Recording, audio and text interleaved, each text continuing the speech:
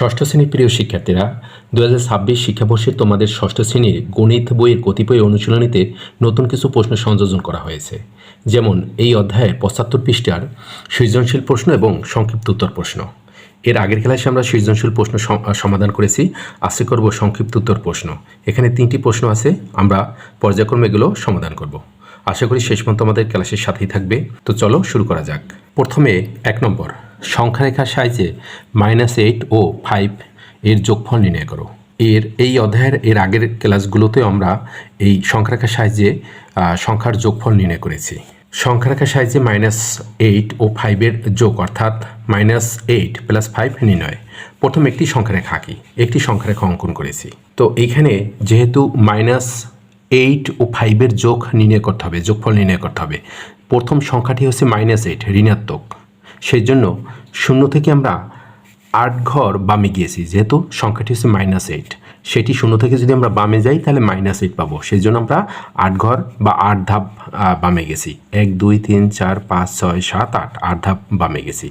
বামে গিয়ে তারপরে এই -8 সাথে যেহেতু +5 যোগ করতে হবে, তো +5 পাবো আমরা ডানে গেলে। তাহলে এই -8 থেকে আবার 5 ঘর ডানে বা 5 ধাপ ডানে সরে এসেছি। 1 2 3 4 5, তাহলে যে বিন্দুটি পেয়েছি সেটি হচ্ছে -3। তাহলে -8 ও 5 এর যোগফল হবে -3। সেটি এখানে আমরা লিখেছি। দেখো, সংখ্যারেখার উপর 0 বিন্দু থেকে বাম দিকে প্রথমে 8 ধাপ অতিক্রম করে, যেহেতু এখানে 8 আছে মাইনাসে, সেজন্য আমরা বাম দিকে 8 ঘর অতিক্রম করব। -8 বিন্দুতে পৌঁছাই, তারপর -8 বিন্দু ডান দিকে 5 ধাপ অতিক্রম করি এবং -3 বিন্দুতে পৌঁছাই।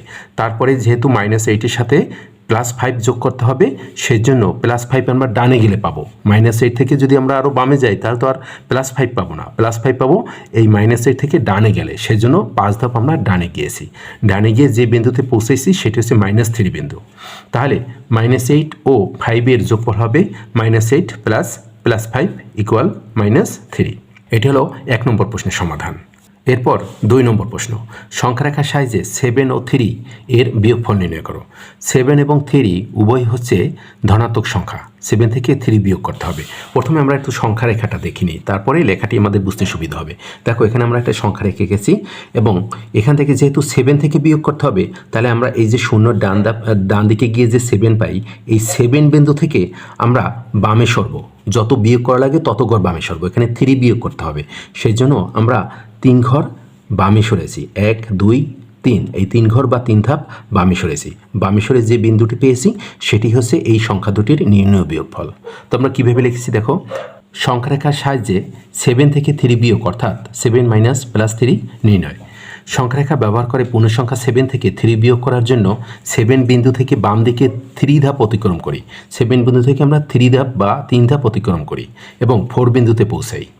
সুতরাং আমরা পাই 7 - +3 = 7 - 3, অর্থাৎ প্লাসে মাইনাসে মাইনাস। তো 7 থেকে 3 মাইনাস করলে হবে 4। তাহলে এই সংখ্যা দুটির নির্ণয় বিয়োগফল হচ্ছে +4। তারপর 3 নম্বর, মান নির্ণয় করো। এখানে দেখো 47 - -7 -65 -25। এখন এটির মান নির্ণয় করতে হবে। প্রথমে আমরা এই লাইনটি তুললাম। এই উপরে যে ব্র্যাকেটগুলো আছে, ব্র্যাকেটগুলো আমরা ভাঙাবো। কীভাবে দেখো, ব্র্যাকেটের বাইরে এখানে মাইনাস আছে আর ভিতরে আছে মাইনাস। তো এই ব্র্যাকেটের বাইরের মাইনাস এবং ভিতরে মাইনাস, এটা গুণ হবে মাইনাসে মাইনাসে প্লাস। এই হচ্ছে 7। এখানেও তাই, এই ব্র্যাকেটের বাইরে মাইনাস, ভিতরে মাইনাস, মাইনাসে মাইনাসে প্লাস। এই হচ্ছে 65। তারপরে এই ব্র্যাকেটের বাইরে প্লাস, ভিতরে মাইনাস, প্লাসে মাইনাসে মাইনাস 25। এখন এইখানে এক সাইনে যে সংখ্যাগুলো আছে এগুলো আমরা যোগ করে ফেলবো। এখানে এক সাইনে আছে কোনগুলো, 47 আছে প্লাসে, 7 আছে প্লাসে এবং 65 আছে প্লাসে। 3টি সংখ্যা প্লাসে আছে।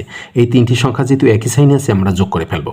আর 5 এবং 7 যোগ করলে হবে 12, 12 আর 7 19 9, হাতে হচ্ছে 1, 6 আর 1 7, 7 আর 4 11, অর্থাৎ এখানে হয়েছে 119। এই 3টি সংখ্যা যোগ করে পেয়েছি 119 মাইনাস এই 25। এখন বিয়োগ করতে হবে, কারণ এখানে 119 আছে প্লাসে আর 25 আছে মাইনাসে। যেহেতু ভিন্ন সাইন আছে, বিয়োগ করতে হবে। 119 থেকে 25 বিয়োগ।